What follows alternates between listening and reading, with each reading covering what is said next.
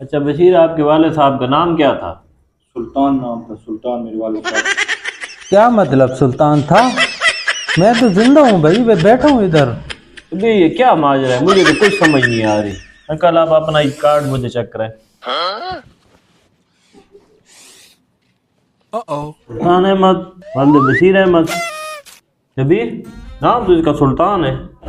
फिर 5 दिन बाद आ जाना, वही बात कर। ठीक है साहब, मेरा नया नंबर नोट कर लो ना। ठीक है साहब जी, मैं भी कर लेता हूँ।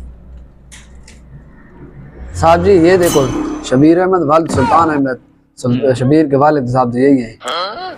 शबीर ये क्या चक्कर है, क्यों मुझे बेवकूफ बना रहे हो आप? उधर ही आ जाना 5 दिन बाद दफ्तर। तो और कमीने, छुट्टी के चक्कर में तूने मुझे ही मार दिया, तुझे और कोई नजर नहीं आया? बाबा मैं फंस गया तो मुझे उस टाइम कुछ नजर नहीं आया। बाबा मुझे माफ कर दो बाबा, बाबा माफ कर दो। एक कमीने, तुझे पूरे घर में और